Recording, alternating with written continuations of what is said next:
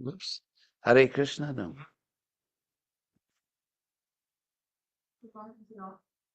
No, it's not on here. Oops. Oh, we have to click. Let's see. Hare Krishna. Okay, Shakti. So we're going to read from Prabhupada's Bhagavad Gita as it is, chapter 7, 11.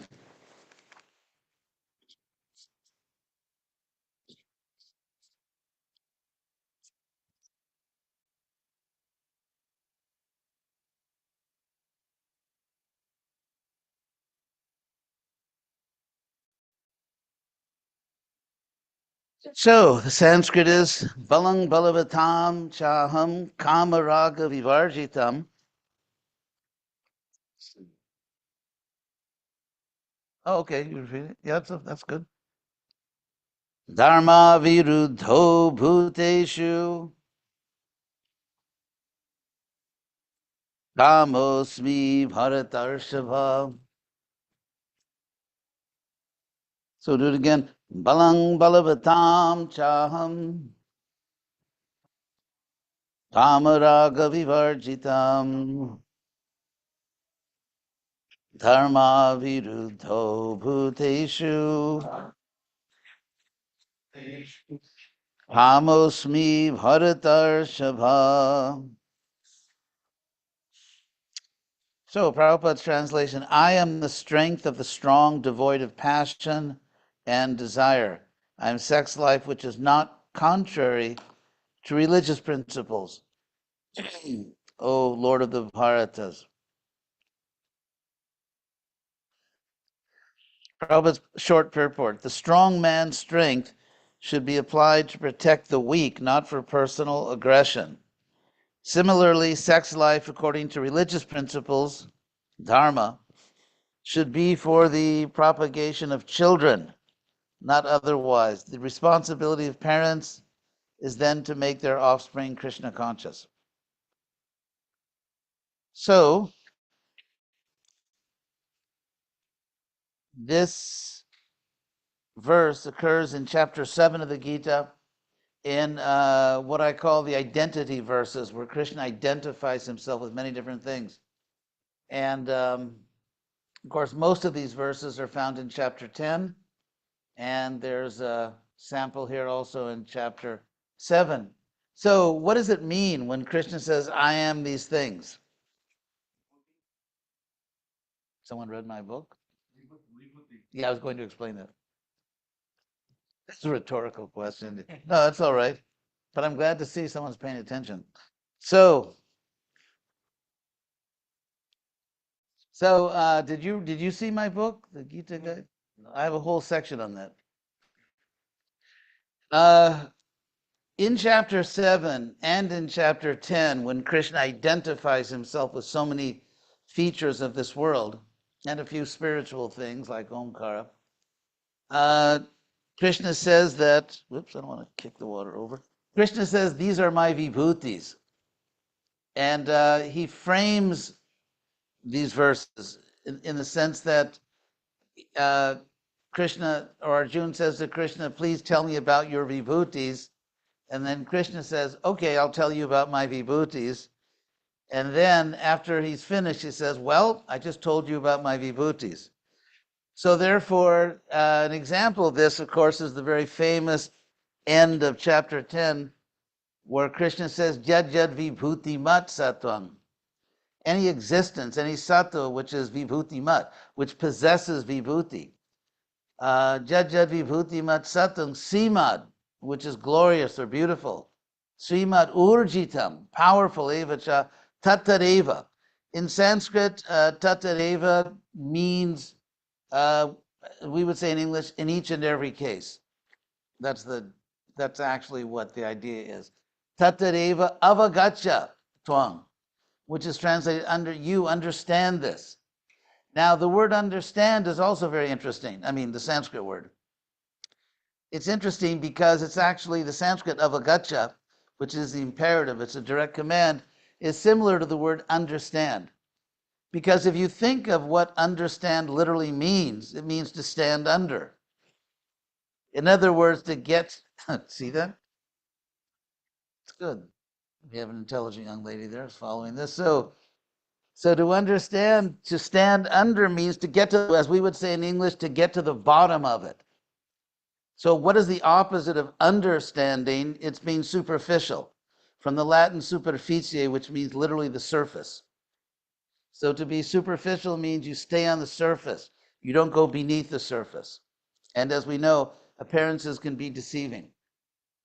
So that's what the word understand literally means, to stand under something, get to the bottom of it. And the Sanskrit word ava, as you should know, means downward, like an avatara, which means someone, a white American who saves non-white people in another planet. I'm just kidding. That's the Avatar movie. So the Sanskrit word avatara, ava means downward, and tara means crossing.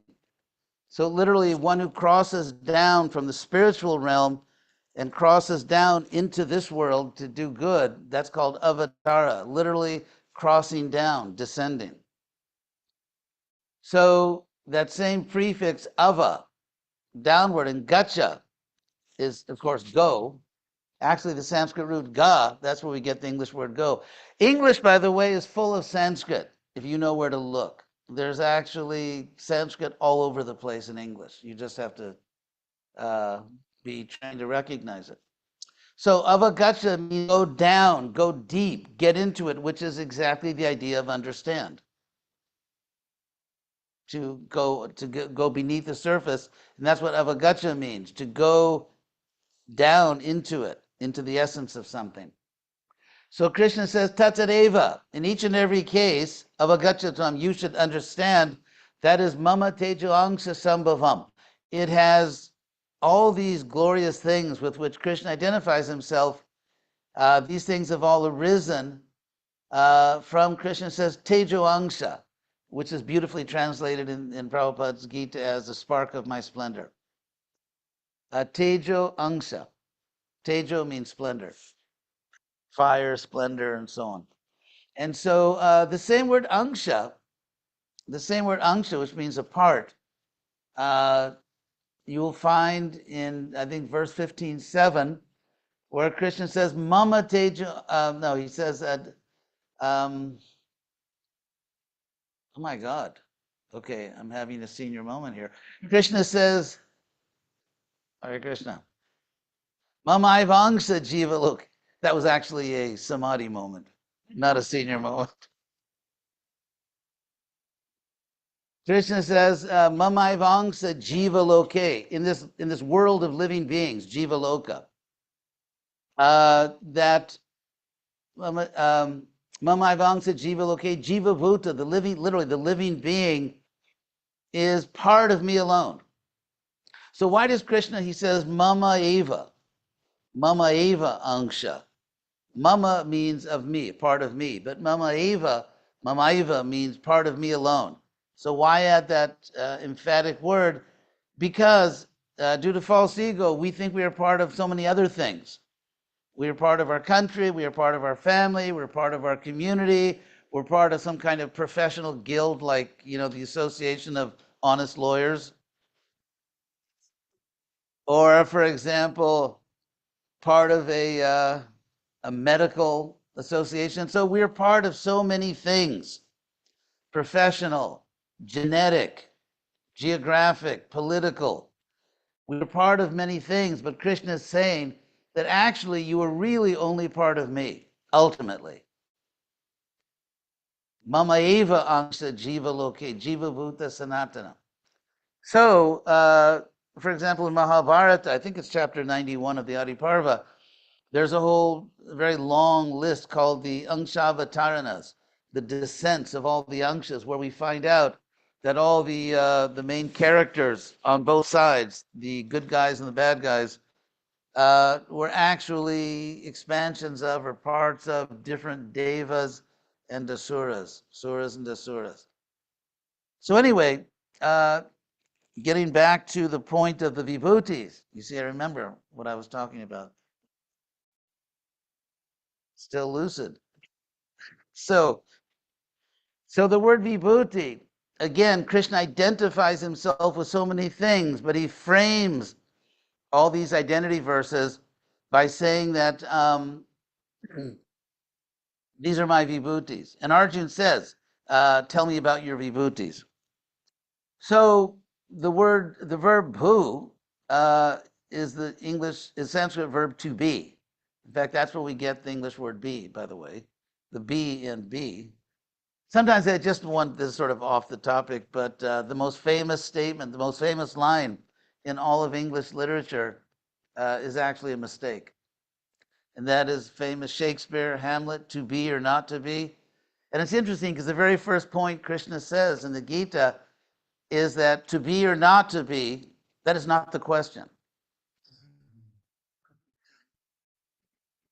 That's actually Krishna's very first point of the Gita, right, to Arjuna. To be or not to be, that is not the question. So anyway, so bhuti literally means being. In Sanskrit, you can form a feminine noun from a verbal root by adding the suffix ti, ti. So those are all feminine words: bhuti, smriti, shruti, bhakti, kriti. Those are all feminine nouns formed with the T. So that's what's going on here. So you have bhuti, a being, and it comes to mean a. Now, very important point. Okay, infomercial alert. In the book I published, the Gita Guide, what I explain is that Krishna, many times in the Gita, he calls all of us. The sort of the common word in the Gita for conditioned soul is bhuta. Like sarva bhutani, all living beings are all conditioned souls. And this is very interesting because the verb bhu, you don't mind a little, this is not, okay, good. If you can't stand it anymore, this linguistic stuff, just sort of raise your hand or run out of the room. So, anyway, so the verb bhu in Sanskrit, bhu, means to be, but also means to become. It also means to become. And which to become simply means come to be. So Krishna explains in the beginning of chapter 2, and this is the fundamental ontology of reality, that there are only two categories of things that actually exist. Things that have always existed and always will exist, and things that did not exist in the past, exist now, but will not exist in the future. There's no third category. And I'll explain just now why that's an important point. In fact, so much is this true that there are only these two categories that Krishna includes himself in the same category as us. When he says, Natve vaham jatu nasam, never did I not exist, nor you, nor all these things, naiva janadi, nachaiva nabhivishama, nor is it the case that we will not exist in the future. Sarve vayam, all of us. And this is very interesting because this is one of the few verses in the Gita where Krishna talks about all living beings, including himself, as one category, of course, in a specific sense, not in every sense. So that is the basic ontology of the Gita, that there are only two, in terms of duration, in terms of, let's say, the basic way that things exist, there are only two things. And Krishna says, Sarve Vayam, all of us, have always existed and always will exist, whereas matter did not exist, any material thing. Krishna says in chapter 13 that Prakritim Purusham Chaiva Vidhyanadi Bhavapi, that both matter, Prakriti, like this microphone, and then Purusha, the person, like me or you, Krishna says, we've always existed. We're Nadi. We have no beginning. But the difference is matter, like this microphone, didn't used to be a microphone. It was maybe some, I don't know, iron ore somewhere in a mountain or some wherever, or sleeps at night. Anyway, so it was just dead matter. And by the way, we're allowed to say dead matter without, that's still not politically incorrect. You still can't get canceled for saying dead matter. They haven't got to that one yet. So, um, so matter itself, prakriti, because it's Krishna's energy. Krishna says, Bhumi Rapa Nalo Vayu, earth, water, and so on, is my apara prakriti, inferior energy. But it's Krishna's energy, and there never was a time when Krishna was less than he is now. It's not like, well, Krishna didn't used to be so great. Then he, I don't know, he worked out a bit and developed some superpowers. The point is that Krishna was always complete, and therefore he always had his prakriti as one of his energies, which means it's always existed. But the difference between us as souls and nature is, physical nature is, Krishna says, bikarangscha gunangscha, that matter becomes transformed. So the dead matter, God, amazing you can still say that right in America. Anyway, so the dead matter that made up this microphone used to be something else. It could have been, I don't know, a horn on an antelope or something. It could have been part of a building. And just because it's endlessly changing. But we, souls, we are always the same thing. And the word that Krishna uses to describe us is, he doesn't use the word vikara. Vikara in Sanskrit means transformation. So matter gets transformed. We don't get transformed. We are always eternal souls. That's the difference. Even though matter and spirit are both eternal, one of them constantly takes on different forms. We don't. So every one of us is an eternal soul, and the word Krishna uses is not that we are transformed in illusion, but we are covered. That's the word Krishna uses over and over again in the Gita. Avritam jnanam. Our consciousness is covered. And he even says, just like the embryo is covered by the womb, just like fire is covered by smoke and so on. So we are covered. But inside this covering, we are always the same thing. We are always eternal souls. Now, just giving you two reasons why, if you ever, I don't know if you ever hear this, if you do, you should, run away as fast as you can, that we were never with Krishna. We were never with Krishna, and our spiritual body doesn't already exist, and it's a new thing that someone who's actually not a real person, Bhakti Devi, it's a poetic image. In all of Krishna Lila, there's no such person as Bhakti Devi, but it's a poetic thing that gives us devotion. Now, the reason this is nonsense, for many reasons, but one of the reasons is because that would mean there's a third ontological category. Krishna says there's two kinds of things. Nasato vidyate bhavo. Things which are asat, temporary, never have bhava, never have permanent existence. And na bhavo vidyate sataha. And that which does not have eternal existence, and so things which are temporary are never eternally the same thing. So if there was a spiritual body, which we didn't have before, and you can assume it's not just a closet somewhere, some warehouse in the spiritual world. So if our spiritual body didn't exist before, and then we take the spiritual body, that would mean there's a third kind of thing. Something that didn't exist before, now it exists, and it'll exist forever. There is no such thing in the Bhagavad Gita. There is no such thing. It's a complete concoction. So, not to speak of the fact that Krishna says that the soul never goes through transformation. It gets covered and uncovered. It's just like if you, put something in a cupboard. It's covered. You can't see it, but not when you open the cupboard. Let's say, I don't know, a bag of rice became a tomato or something. That doesn't happen. And so it just becomes covered.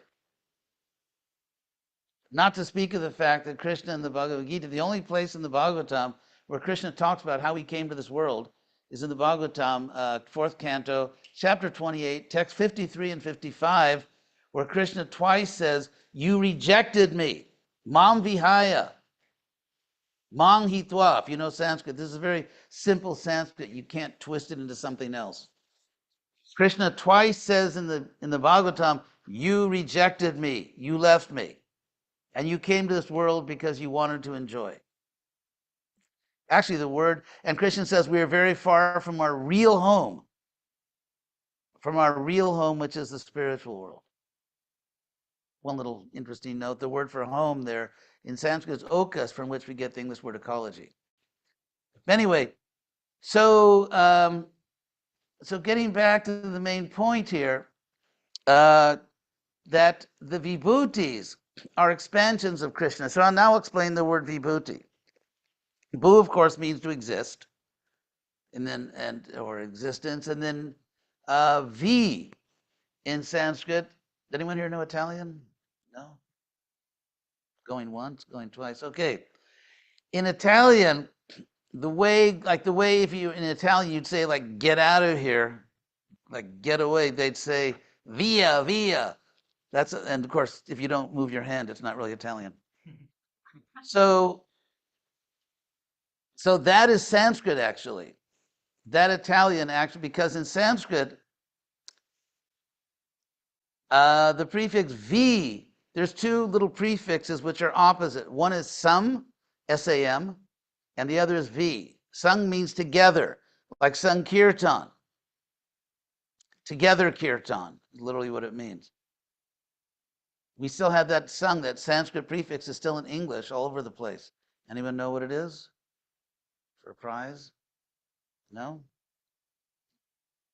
Anyway, the Sanskrit, yeah, like I said, there's Sanskrit everywhere in English, there's Sanskrit. So the Sanskrit prefix sam went to Greece and they pronounced it soon, and they spelled it S-Y-N, and it came to English as sin, like synthesis, the together thesis, and so on, symbiotic and all that. So that's all Sanskrit actually from sam. So anyway, sang means together and V means apart. These are opposites. But V, because it means apart, it can also mean categorical, like everything is taken apart and put in its own category, everything in its own box. And so because it can mean that categorization, it can also mean expansion, because you take something and then you, and so therefore vibhuti means existence which expands, and therefore it comes to mean something like power or opulence. And so when Krishna is talking about his Sanskrit is it's a very scientific language. So when Krishna says these are my vibhutis, he means these are the ways that my glory, my power expands into this world. So that's where the word vibhuti comes from. So therefore, Krishna, when he says I am these things, he doesn't literally mean that, God, like Krishna says, among mountains, I'm the Himalayas, the cold place, the frozen place or snow place. You know Alaya, right? It's like in Mayapur, they run in the bathroom with Snan Alaya. So anyway, you've seen that? Sri and Purusha. Anyway, so these are Krishna's vibhutis. And so when he says here that I am the strength of the strong, those who possess strength, he means that all strength comes from me. As Krishna says in the Bhagavad Gita, ahang sarvasya prabhava. I'm the source of everything. Prabhava. We obviously have that in English also. They just changed one vowel. Progress, proceed. That's Sanskrit. And so prabhava means something's existence proceeds, it expands, it goes forth. So Krishna says, ahang sarvasya prabhava. I am the source. I am that from which all existence proceeds. Ahang sarvasya prabhava matak, from me, sarvang pravartate. Everything goes forth from me. Okay? Anyone I just said pravartate. So there's more Sanskrit there. And I'll stop. But in pravartate, we still have that. Okay? In Sanskrit, vart anyway, it's called a stem. And so you have pravartate. So in English, we have that same vart. It's just that it's spelled V-E-R-T, vart. like invert, revert, pervert, subvert, introvert, extrovert. Even the structure is Sanskrit, where you take a stem like vert, which says pure Sanskrit vert, and you just put different prefixes on it to change the meaning. So even the structure of English retained that Sanskrit. So anyway, matak sarvam pravartate, from me everything, it's translated emanates. So the strength you have to lift your arm or the strength you have to speak, that is actually Krishna's strength expanded into you. And that's how we are part of Krishna, because every one of our powers, our abilities, everything we do right is actually from Krishna. So, balang balavatang chaham kama raga vivarjitam, but Krishna says that I am the strength of the strong when it is free of, devoid of lust or selfish desire and passion. Obviously, this will not remind you of any famous politicians in this country. The idea of exercising power without pride and almost an immeasurable amount of false ego. So, so the question is, sometimes devotees say, why are there so many terrible politicians? And that's the wrong question. The right question is, where are the devotees? We are supposed to be enlightening the people. Who ever thought that a mlecha politician is going to save the planet? That only happens in, I guess, Tom Cruise movies or something. So we are supposed to be saving Krishna, but one time I was walking with Prabhupada in Rancho Park in Los Angeles. It was amazing. I had this amazing experience. It's like when you record over a cassette and whatever was recorded. Remember that? Cassettes? You know what I'm talking about? Yes. So Krishna made this amazing arrangement where he sort of recorded Krishna consciousness over, the soundtrack of my life before that. And so, for example, I took sannyasa in Los Angeles in 1972. And so the devotee said to me, oh, we have a good place where you can get bamboo to make your danda, my first danda. So they took me to my high school, which is not far from the LA temple. It's my first danda in Krishna consciousness was made from bamboo from my high school. And then when Prabhupada used to come to LA, I'd always ride with him in the car. He'd always invite me to come with him in the car. And so, and he had a system where one day he would walk at Rancho Park and one day he would walk at Venice Beach.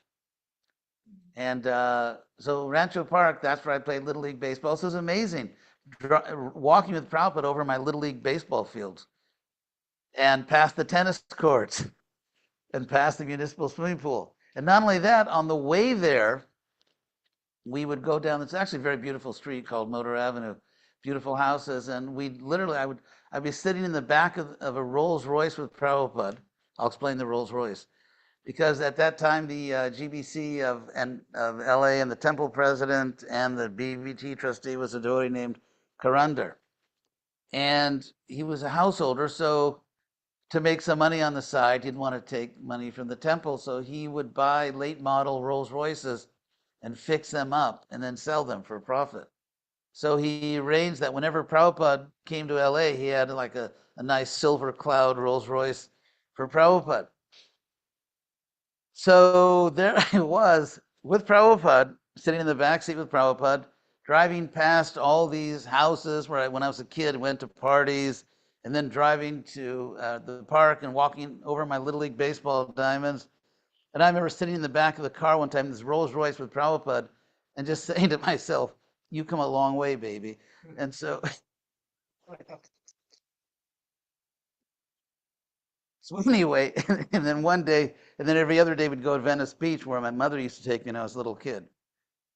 So anyway, one day we were walking at Rancho Park, I had a very powerful experience with Prabhupada, which really, I think, is sort of the essence of what it means to please Prabhupada.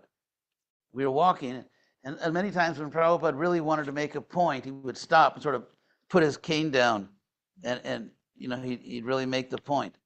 And so he was quoting the verse in the Bhagavad Gita that I quoted also, that Mayaivaite nihata purvameva. All of these soldiers have already been killed by me alone. And Krishna doesn't merely say by me, maya. He says mayaiva, by me alone. I've already killed all these people. So nimitta matram bhava, you just be the instrument. Sabyasacha. The word, of course, nimitta means instrument. And nimitta matra, we also have in English, matra, metric. That's where the word metric comes from. So, because the verb ma in Sanskrit means to measure. So, and tra means instrumentality. So, matra means measuring, or the measure of something. So, when you put matra, measure, metric, if you put that after word, it means just that measure, not more, not less. So, nimitta matra means just that metric, just be the instrument. And then Prabhupada, there's sort of the impression that when Prabhupada was here, if Prabhupada said jump, everyone would say how high. Sort of. Because, Prabhupada kept telling everyone, spread this movement. And then here we are. And it's not like there are thousands of Prabhupada disciples who are actively spreading the movement. Even if they're too old to go out in the street and, harass pedestrians, there are other services you can do. And so Prabhupada knew. Prabhupada made very heavy statements, and no one's ever thought about this. And even at the time he said it, no one really understood it. For example, Prabhupada said, we have the mass, we need the class. I can say, having been there at the time, I don't think a single devotee in the Hare Krishna movement ever dreamed that Prabhupada was talking about me. I mean, no one thought that. Everyone was looking around. Who are these mass people that Prabhupada's talking about? Or another similar phrase, Prabhupada said, we have to boil the milk. When you boil milk, you get less milk, but it's sweeter. No one ever thought that I'm going to be boiled away. Or Prabhupada said, we don't just want stars, we want a moon. So no one thought that, no one ever imagined. But if we look at history, Prabhupada knew what was going on. Prabhupada was a brilliant sociologist. In other words, we in America, everything's egalitarian, everyone's the same, except they're not. And so Prabhupada was very conscious in India, in the West, of who was joining his movement. He was merciful to everyone. He never rejected anyone. He gave everyone full facility. However, he knew very well that unless we attract a certain class of people, it won't work. He was very conscious of that. In fact, why, for example, anyway, in my research, I've written different papers about Prabhupada to try to, sort of overcome certain myths in the Hare Krishna movement. And so in 1967, Prabhupada, senior devotee, who was then Kirtananda Brahmachari, and then Prabhupada gave him sannyas, and then he went kind of far off the rails. And in fact, he wanted to take over ISKCON. He told people, not to accept Prabhupada. He told people to stop chanting Hare Krishna. It was somewhat deviant. Anyway, so it's interesting because when I started Krishna West, and people started saying, yeah, that's like Kirtananda because he wanted to wear Western clothes. And so I actually researched it. And if you study that period in ISKCON history, the great source of objective information about it is Prabhupada's letters. Because Prabhupada was talking about it all the time, because it was the first time. Prabhupada loved his disciples. And just like in India, it's unimaginable in a good Indian family that a son rejects isn't it? I mean, it's unimaginable. It's unimaginable even in my family. I had the good fortune of growing up in a good family. It's unimaginable. And so when one of his own disciples was trying to ruin his movement, Prabhupada was shocked. And because he had to protect all the devotees in ISKCON, he was writing letters about it every day. There was no email. There was no, Prabhupada didn't even make long distance phone calls. Everything was mail, snail mail. And so Prabhupada talked about it almost every day. And I studied every one of those letters, and it goes on for months and months. And what's interesting is I found out that the real problem was exactly the opposite of the way it's depicted in popular history. For example, Kirtananda grew out his hair and had a beard and wore Western clothes. And Prabhupada said, there's a letter where he says, and I can send you the paper if you want to read it. He said, actually, there's no rule against a beard or long hair. He said, there's no rule against that. And not speaking of clothes, I mean, I can give you pages and pages and pages of quotes about Prabhupada, about dress. But anyway, he said, but the reason I didn't want long hair and beards in my movement is because I was afraid the public would think you were hippies. So there's no rule against it. And even when Prabhupada famously brought some saris back from India for the ladies in San Francisco, he did that because he was just trying to get them dressed. That was a hippie time. He was just because he was just, trying to give them something where they could actually cover themselves. And so, but now here's the interesting historical point. When Prabhupada said, which he said many times, I don't want the public to think you're hippies. On the other hand, from our point of view, his young disciples in America, we were doing everything in our power to get the hippies to identify with us. I mean, where did devotees go for Harinam? If there was let's say, a left-wing anti-Vietnam War rally, we would be there chanting. If there was a hippie festival, we would be there. I don't think we never missed hippie festivals. And so it's because we thought back then, like, these are our brothers and sisters, and these are the best candidates, which of course turned out not to be exactly the case. But the reason I bring this up is because you look at Prabhupada's attitude toward public perception and the devotees' attitude were completely opposite. Because in those days, that's when they used to say, don't trust anyone over 30. And there was a generation gap and so on.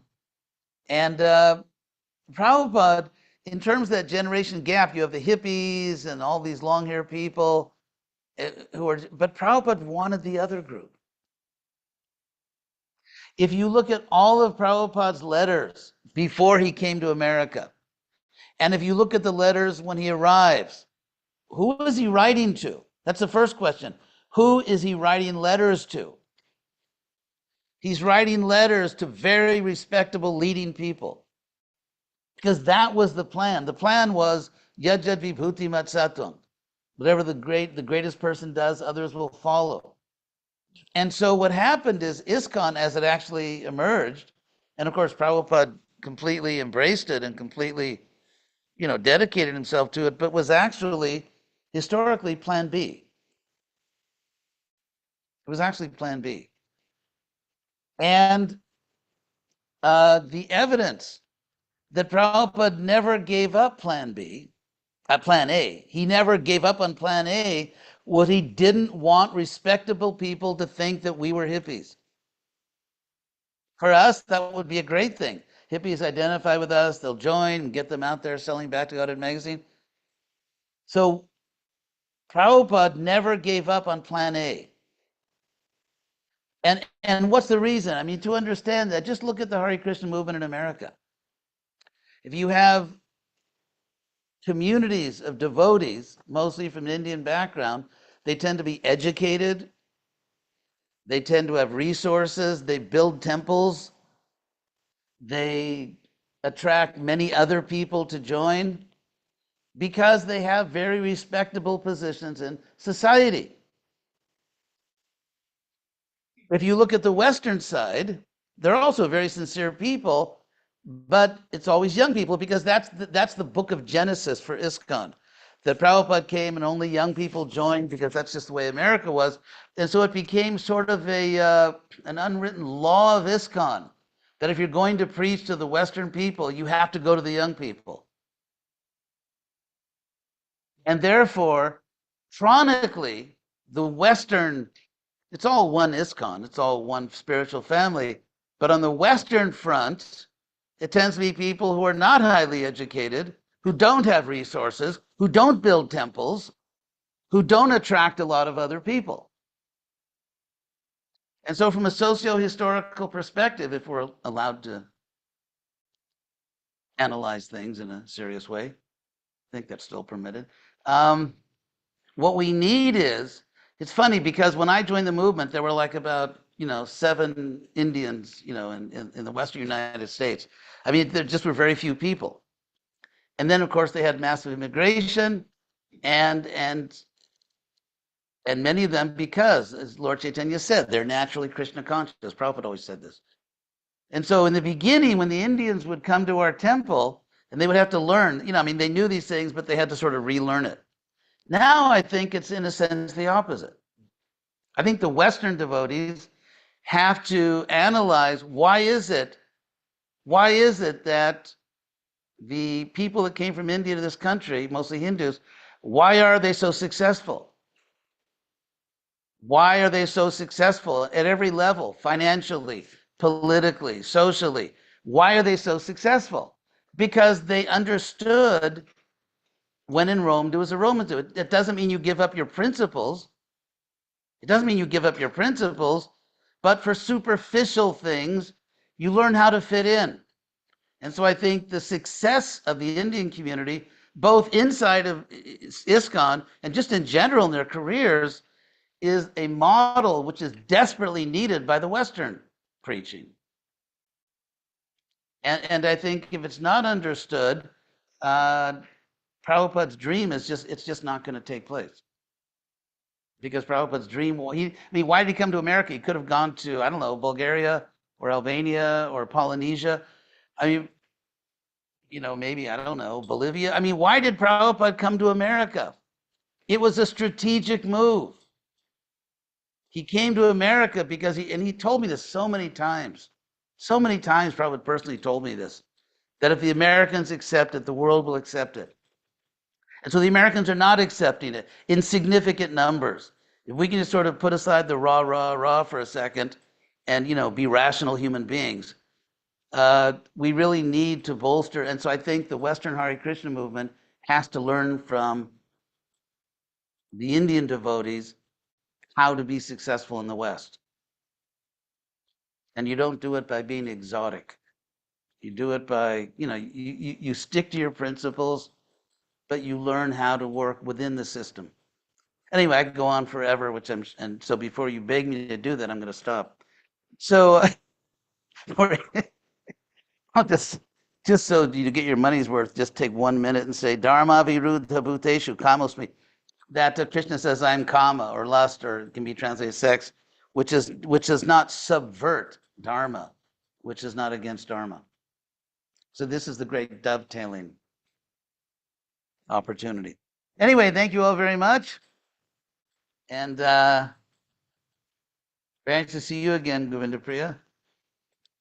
Thanks for being here. It's my pleasure.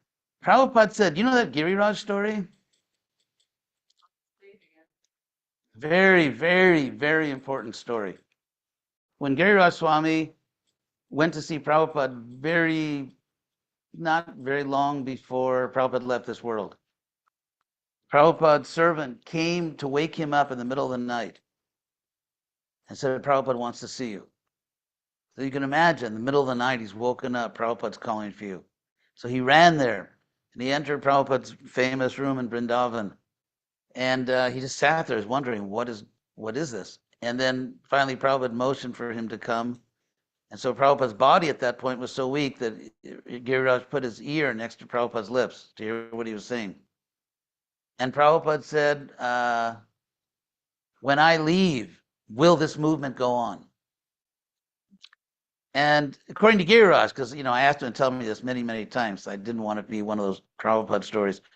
So Giriraja gave kind of like the company line, the standard answer, which is, yes, Prabhupada, if we chant Hare Krishna and follow the principles. There was automatic sort of bhakti mimamsa. And so Prabhupada indicated, no, that's not enough. He said, there must be intelligence. There must be intelligence and organization. And that intelligence, of course, comes from reading Prabhupada's books. And I won't go into it now, but I've written essays, page after page after page after page of Prabhupada quotes, not only approving, but urging us to make, as Prabhupada said, take all risks, make all adjustments so that Western people are comfortable with Krishna consciousness. That's his purport to 4th Canto, chapter 8, text, verse 54. So that's the Giriraj story. So thank you all very much. I appreciate your, here we are in Sacramento, almost West Sacramento. When Prabhupada first when he came to Gainesville, I was the president. I was a Grihasta, and Prabhupada came to Gainesville. And when he sat down, because in those days there were no commercial flights to Gainesville. Prabhupada from New York, he had to fly to New York and then to Jacksonville and then drive to Gainesville. So when he sat on the Vyasasana, the first thing he said was, "It's so nice to see so many boys and girls chanting Hare Krishna in such a remote place."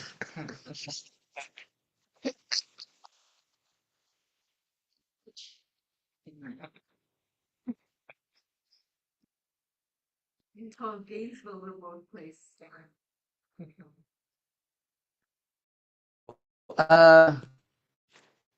much, Bart. We have a couple questions. Yes, of course. Please. Questions. Don't be afraid to ask your questions. The worst that can happen is, anyway. Yes. Just on the vibhuti only, because Yes. why Krishna already disclosed some of the vibhuti in chapter 7 and 3 verses in chapter 9. Yes. So then why Arjun insisted, I want to know your vibhuti later on? Well, it's like saying, well, we already did kirtan 3 years ago, so why are we doing it now? So, because Arjun was in ecstasy, Arjun is an ecstatic Vaishnava. And he even says, what do the sages say at Nami Sharanya? We never tire of hearing about the glories of Krishna. Vayantuna vitripyama, uttama shloka vikrame, yatsinbatang rasagyanam. He said, the sages at Nami Sharanya said, we never tire of hearing your glories. Because if we get tired of hearing Krishna's glories, it's going to be a very long stay in the spiritual world. And I was like, don't they have any movies here? Or is there at least a Trader Joe's? So, yeah, so it's actually better than Trader Joe's. So, yes, because on the spiritual platform, Krishna's glories are infinite. And Arjuna it wasn't just like a Bhagavad Gita class, okay, memorize this list. As Krishna was speaking, Arjuna was seeing it. He was seeing it. He was seeing that when you see Krishna, that's why you hear all these stories in the Bhagavatam where someone sees Krishna and or the Chaitanya Charitamrita, they become overwhelmed with ecstasy. In fact, I mean, an example of ecstasy is at the very end of Bhagavad Gita. Well, I'll read where Sanjaya keeps repeating his words because he's obviously overwhelmed with ecstasy. And so, starting with chapter 18, we'll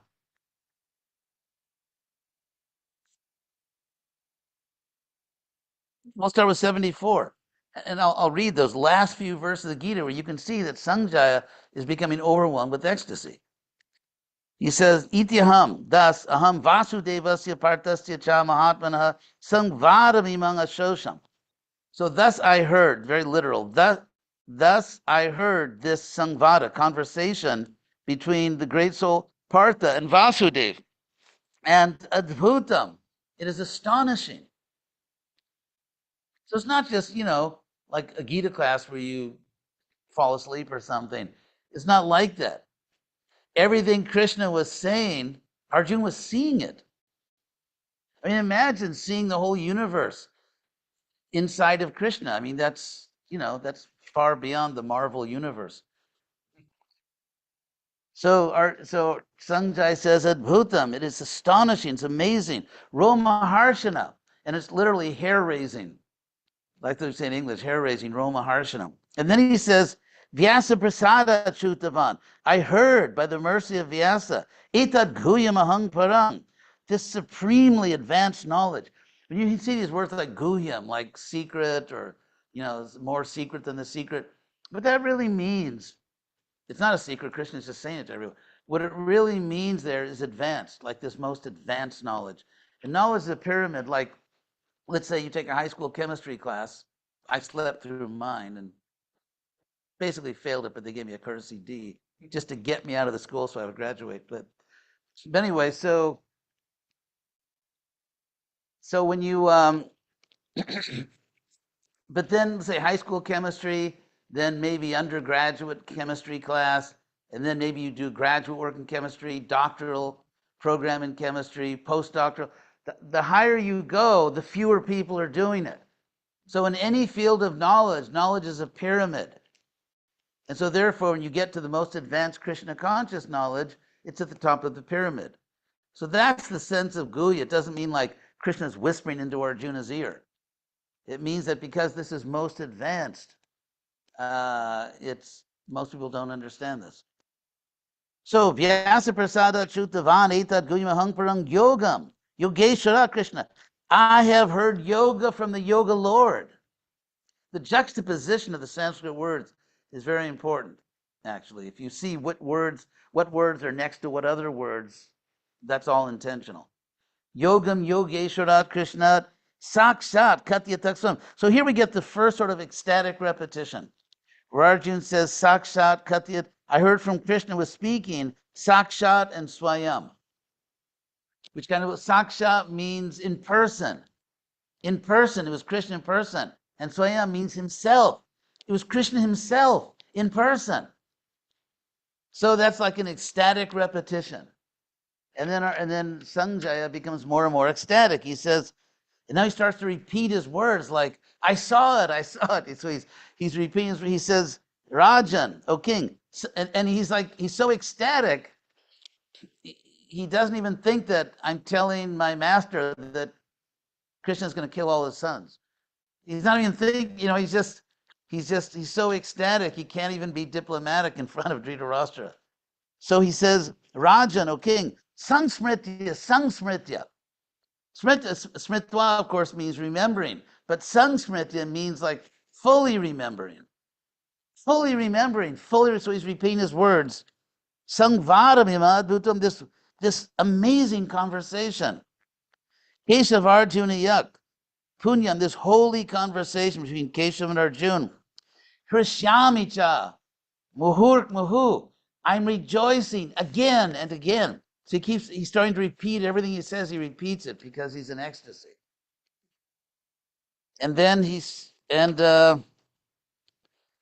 Tacha, and then he says again, Tacha Sansmritya. So he said Sansmritya, so Hrishami cha punak punaha, and then he ends, Jatra Yogeshwara Krishna, where there's the Yoga Lord Krishna, Yatra Partha Dhanurudhara, and where there's Partha, the wielder of the bow, Tatra, there, Sri, as Prabhupada translates, opulence, Vijaya, victory, Bhutir, power, exceptional power, Dhruva Nitir. It's very interesting because the word Dhruva is translated in certain morality. This is very interesting because Arjuna's first doubt, which caused the whole Gita to be spoken, was, this is immoral. The first statement, because first you have, Kurukshetra, Dharmakshetra, Kurukshetra, so it's a narrative voice. It's a narrative voice. And then when Arjuna starts speaking, his first doubt is, this is immoral. And so therefore the last word of the Gita is, it is moral. And it's certainly moral. It's absolutely moral. And so that's the end of the Gita. Dhruvaniti. So it's very interesting. These last verses of the Gita are very ecstatic verses. Sanjay's in ecstasy. He's so much in ecstasy, he just sort of ecstatically telling Dhritarashtra, you're going to lose everything. So, any other question? Yes. There's a lot of time, but you can quickly, briefly, you can answer. The question is, you mentioned about the Giriraja Swami's Yes. story. Yes. Prabhupada mentions that along with hearing and chanting, one should use your intelligence. Yes. Now, did he mention how one should use intelligence in propagating Krishna consciousness everywhere, or how? I would say that Prabhupada was operating on the principle that the truth is what works. For example, in 1974, Prabhupada called me to his room and asked me to be GBC for Latin America. So I of course accepted, and the zone just exploded. It's actually one of the most rapid expansions of the movement anywhere in the history of ISKCON. I mean, it went from just not very many devotees, not doing very much, till it became the world Sankirtan champion, the world devotee making champion, the world, everything, schools, farms, everything, and actually in a short time. And so when I used to go to Prabhupada's room, he was so happy. He was so happy, and he was. Prabhupada also had a great sense of humor. We were so young, we were so serious, like Prabhupada. So I can look back now and see he was joking with me, but I was like, just sort of storing up these memories, Prabhupada nectar. That I just, like one time I walked into Prabhupada's room in LA, walked in over the basins, and then I was like really serious. So Prabhupada kind of mimicked me and he said, so what is your message? And then one time when I first started preaching as a sannyasi, not when I first started preaching, but actually I was preaching before I joined the movement, about Krishna, but we were preaching on the West Coast. We were in Corvallis, Oregon. And then we were so young and passionate. Any idea you may have how young and passionate we were, it was worse. It's like we were in Corvallis, Oregon, where I actually designed the first BBT book catalog, just cutting up a Back to God and pasting it and sending it to the BBT. And so we were in Corvallis, Oregon, and we heard that Prabhupada's coming to LA. So did we fact check it? Of course not. What did we do? Myself, my young brahmacharis, within probably about 25 minutes, we'd packed up everything into our van and we were sailing merrily down Interstate 5. And we drove straight from Corvallis, Oregon to Los Angeles. We were young. And we got there and found out Prabhupada wasn't coming. So instead, he was going to be in New York. So then we just, we got tickets, flew to New York. And so 23 years old, several years away from a mature prefrontal cortex. So anyway, then I'm very proud that I took sannyas. I had sannyas before I had a prefrontal cortex. Anyway, so then we flew to New York, and I went into Prabhupada's room, and he was just finishing breakfast, and he was like really in a jolly mood. And he actually said to me, he said, "Oh, Hridayananda Maharaj, you are actually traveling and preaching. I just sit here and eat." I was like, what do you say to that? He was just laughing. And so then I remember he said, so how's your program going? And I said, it's going very well. But he said, the professors, they don't understand that much. Remember, Prabhupada banged his fist on the table and said, they don't understand anything. Oh, one more. If you want to hear some Prabhupada stories you probably never heard. This is really interesting about how Prabhupada treated women. So Prabhupada was so nice. He appreciated so much. I thought I'd go back in the afternoon, get some more mercy and praise and everything. So Prabhupada was so intelligent. I went into his room, and it's not that I was like grossly offensive. I was just, the proper disciple, but just hoping to get more nectar. And so I was in Prabhupada's room, and there was a young girl. She must have been about, I don't know, maybe 19 years old. And she was cleaning Prabhupada's quarters. And so I was sitting there, and Prabhupada basically ignored me because I was, sort of in this proud mood. And he gave all his attention to this girl, who, I mean, he's treating her like he was like an affectionate grandfather. So, what is your name? How old are you? It's very nice. So, all his attention was because then she was in the ISKCON pecking order. She was just some young girl in the, I don't know, proudly chauvinistic ISKCON of the time. And so, and here I was, this famous sannyasi, but at that point, she was pleasing Prabhupada much more than I was, because she was very humble and I was proud. I never forgot that. But yeah, so Prabhupada was, I was just telling another devotee the other day that in Prabhupada's presence, I mean, it was just obvious he wasn't human. I mean, it's like, it's like one of those sci-fi movies where some alien comes inhabiting a human body. And so I remember being in Prabhupada's presence, and it was very much like that. It's very much like he was this exalted soul from a much higher plane that was just inhabiting a human body. And so when I went, in one time, another time, I went into Prabhupada's room in New York, and because my zone was growing so quickly, he said, I walked in, he said, so how many books distributed? How many new temples? How many devotees? Some people say it's not about the numbers. Really? It's I mean, what if, for example, what if you're, let's say, a medical researcher and there's some kind of epidemic or some kind of disease, you're trying to save people from cancer, whatever. And so let's say you come up with some miracle drug and more people are being saved from suffering and death, and then someone says to you, it's not about the numbers. Really? I mean, isn't it about the numbers? I mean, Prabhupada was full of numbers about how many devotees there were, how many temples he was opening, what the monthly budget was for the temples, how many vehicles we had in America. Because in India, that would really wow people back then, pre-industrial India. So, but it's not superficial. It's not numbers just because I want to get better numbers than you have. It's because we care about people. It's just like if you're trying to save people from death from some epidemic, the more people you can save, the better. Prabhupada said, for example, every time a new temple opens, it gives me Vaikuntha bliss. Prabhupada never gave me cucumber kata. And what I mean by that is, Prabhupada had this, apparently, anyone here know Bengali? In Bengali, the word for cucumber must sound like the word for diamond, because that's how it works.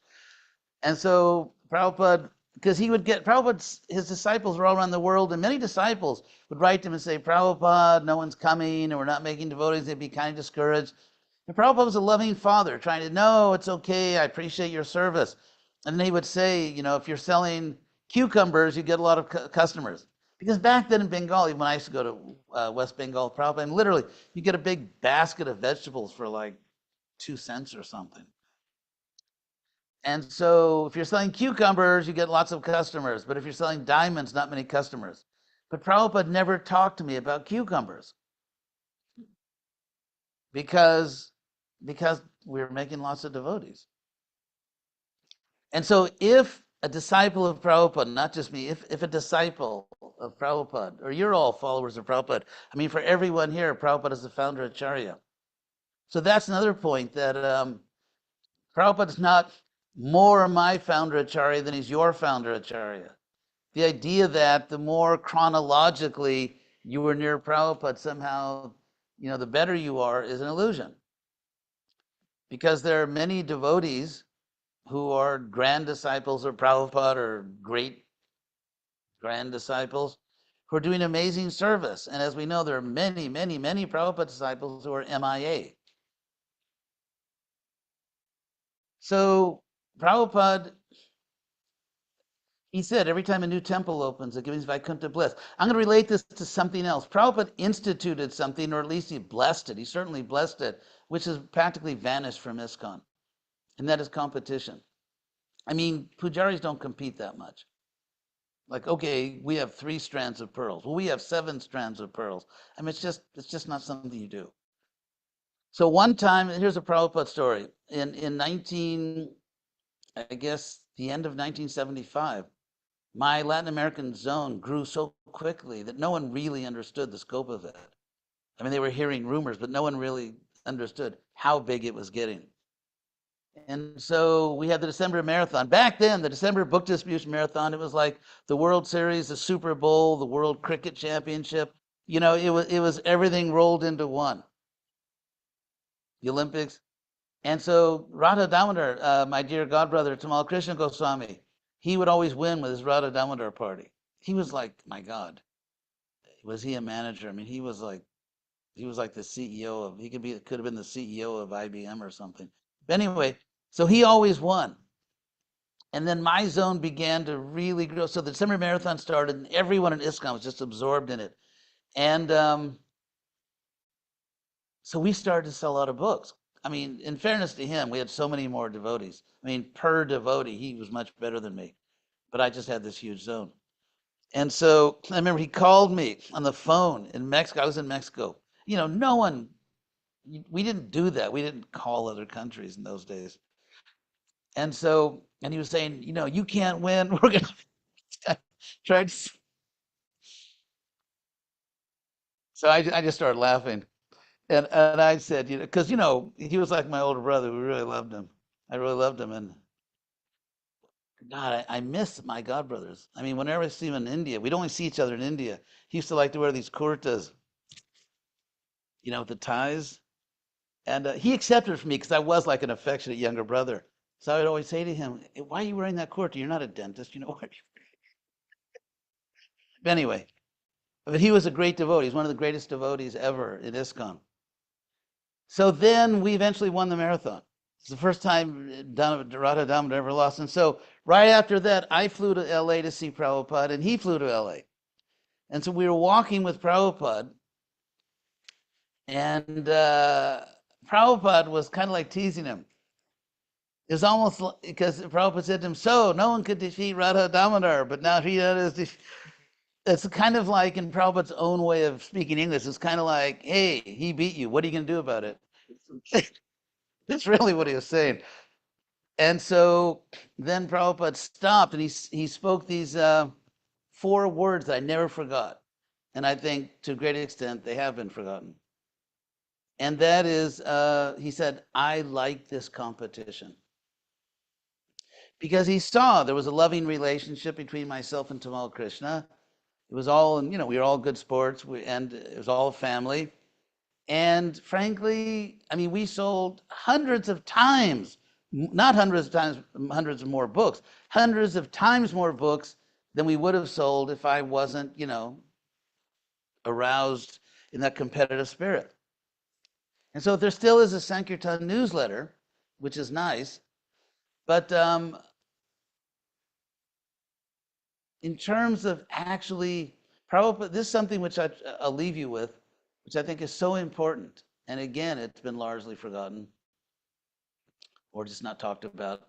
And that, as Prabhupada famously said, when I leave, if you can't expand my mission, at least maintain it. So that didn't happen. I'm not blaming anyone.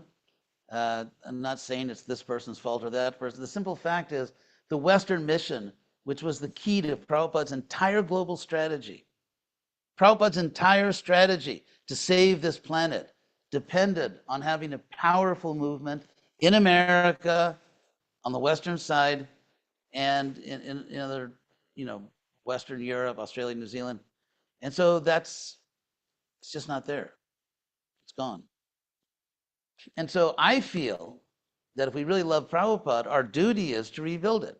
And like I said, I think the time has come when the Western devotees have to learn from the Indian devotees about how to fit into America, which is very ironic, but nonetheless true. and the competition, again, not in a loving sense, but to really take on this task. It's a sacred duty to Prabhupada. How will you explain this to Prabhupada? What if Prabhupada suddenly, I imagine this all the time, what if Prabhupada just suddenly came back and he was here and he asked me to take him on a tour of his temples in North America? He'd be very happy to see devotees and beautiful temples, but he would basically be saying, what happened to the mission I created? So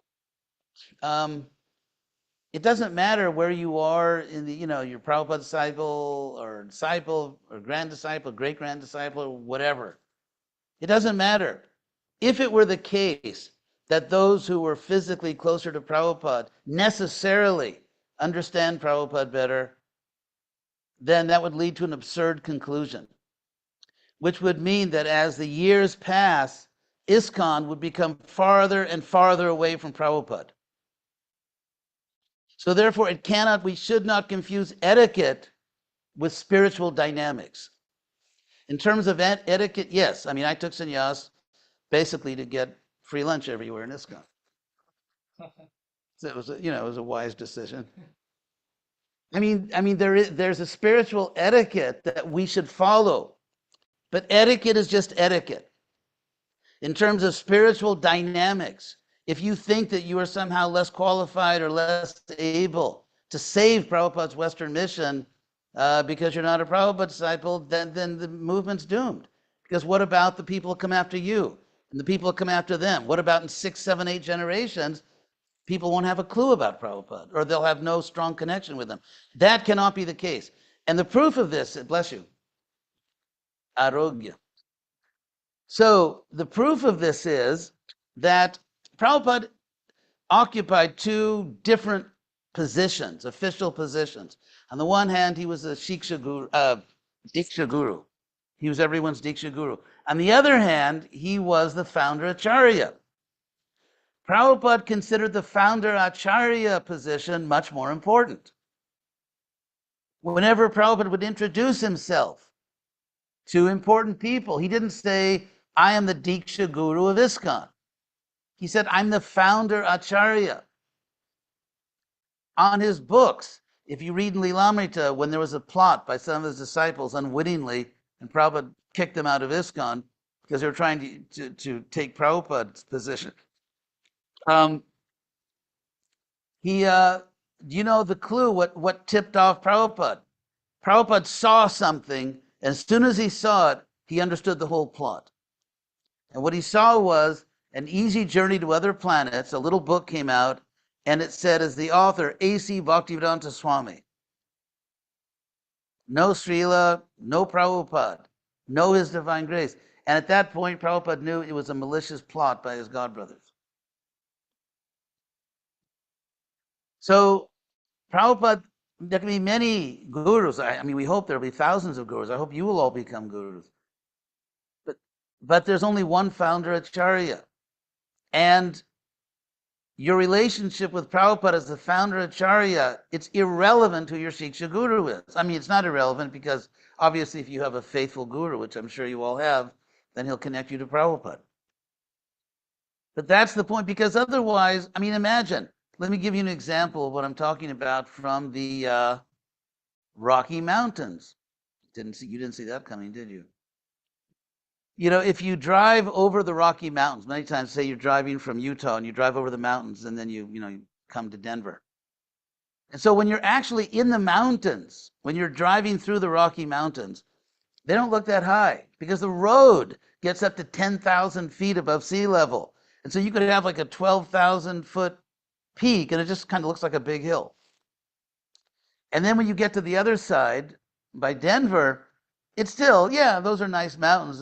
It's when you go 10, 15 miles east of Denver, you need distance. Then you look back, and that's when your jaw drops. That's when you actually see the majesty of the mountains. Familiarity breeds contempt. And so the fact that you are more, let's say, chronologically or generationally more distance from Prabhupada, I mean, that can also mean that you understand him better than some people do. So we have to, I mean, because if you don't step up, what's going to happen? Again, etiquette is nice, but etiquette is not going to save this movement.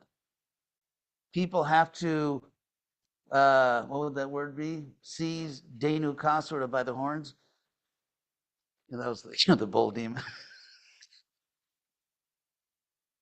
So, anyway, thank you all very much. So that's my appeal to you. And don't think you can't do it. Everyone can have their Rudolph moment. Then one foggy Christmas Eve, Santa came to say, Rudolph. So every one of you, I mean, it's open. There's no rule that you can't become a great devotee. There's no rule that you can't be empowered. Everyone has the same opportunity. It's just a question of who steps up. In Krishna West, for example, which is growing, it's growing a lot now, clandestinely, but actually probably a little bit over at least half, if not a little over half, of the leaders in North America are women, Vaishnavis. In fact, without the women, there wouldn't be a Krishna West. They're doing extraordinary service. So it's open for everyone. It doesn't matter. I mean, it would be pretty absurd for the movement that more than anybody else in the world says, Krishna, you're not your body, right? And that's like the theme song of ISKCON, you're not your body. However, then the footnote is, but you are your clothes and you are your gender. So anyway, I got all my Prabhupada quotes. So it doesn't matter what kind of, it doesn't matter what kind of body you have. It doesn't matter what your position is officially in ISKCON. Every one of you can surrender to Krishna by his holy name, can take full shelter of Prabhupada and Krishna, and become empowered to help save Prabhupada's mission. It's open to everyone. There's no body type that gives you an advantage, and there's no body type that gives you a disadvantage. So I really will stop there.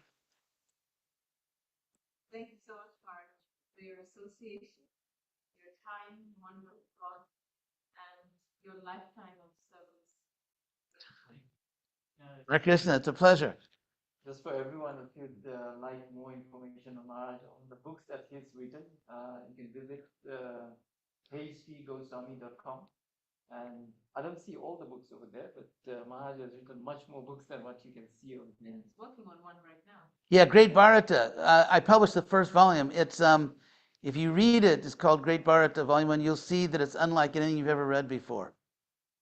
The Madhvacharya, as in Brahma, Madhva, Gaudiya. So Madhvacharya wrote a big book about Mahabharata, in which he says, and don't kill the messenger, Madhvacharya says that the Mahabharata we have today, in his time, which was 800 years ago, he said is thoroughly corrupted. And you see how the Bhagavatam in many ways corrects the corrupted Mahabharata. For example, just one simple example, the story of how Parikshit left this world. In the Mahabharata, it's a completely crazy story, different story about Parikshit. He was afraid of death. He built this huge pillar and sort of, stayed on top of the pillar. And then a snake got in and killed him. And therefore, if you look at the Bhagavatam, I think in chapter 13, it's chapter 13 of the first canto, the Bhagavatam actually says that this is the real way that Parikshit left the world. So the Bhagavatam is very explicitly correcting the Mahabharata. And in fact, when Vyasa was depressed in chapter 4 of the first canto, and then Narada came, and then what Narada said to Vyasa, this is Veda Vyasa, and the first word Narada says is Jugopsitam. Terrible. You did something terrible. Because Vyasa did the original bridge program. Anyway, so instead of straight preaching. So the Bhagavatam actually, so anyway, it's Great Bharata, and it's getting a fantastic response. And I can only say this, if you read it, you'll see it's not like anything you've ever read before. And also in the beginning of it, the introduction, I explain sort of in an academic way exactly how old the Mahabharata is, how we know how old it is, what about archaeological evidence, linguistic evidence, and so on and so forth. It's all explained there. Hare Krishna. I know about Tamal Krishna Maharaj, so if anyone that could convince Tamal Krishna Maharaj would mean it's something. The Maharaj had, if I'm correct, he had inspired Tamal Krishna Maharaj to go back to the university and complete Yeah. PhD study. Yeah. Things and, He used to come and stay with me in my place in LA. And then, I just somehow or other got into it. And then another person I talked into it was Krishna Kshetra Swami. Now we have a lot of PhDs. Exactly. Oh, back in those days, going to college was just a little bit better than eating meat. It was,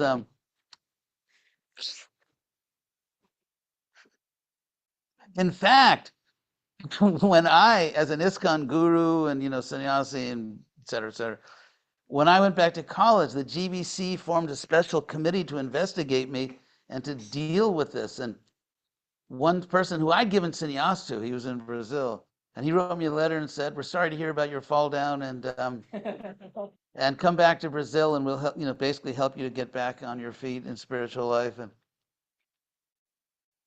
And the funny thing is that Prabhupada had ordered me to do it.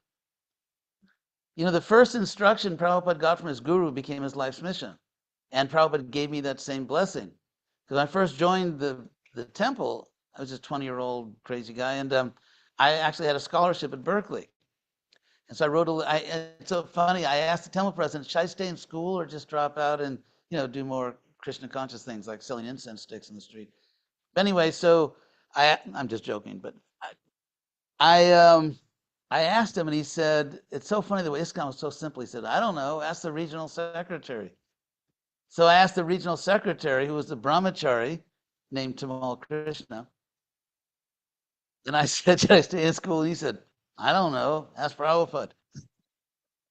That's the way it was back then.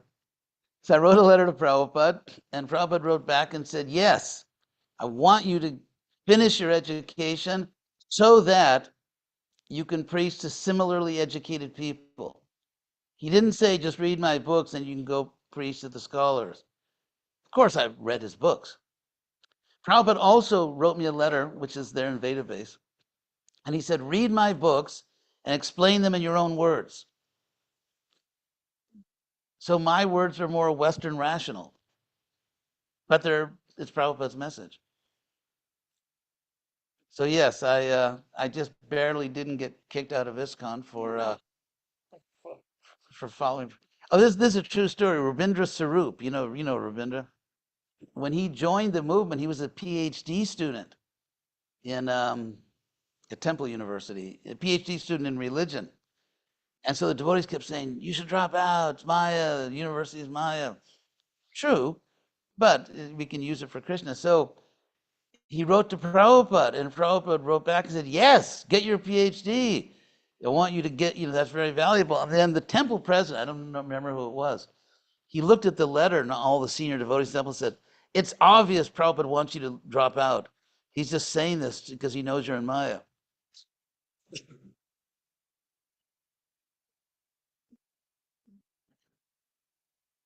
So just give one, anyway, maybe I won't. I better stop while I'm ahead before I get in trouble. Hare Krishna. we have to keep part and then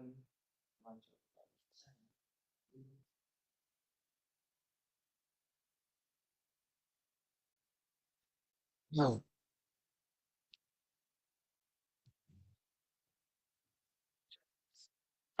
Oh, yes. ¿Podemos ya cerrar? Yeah, you can close it.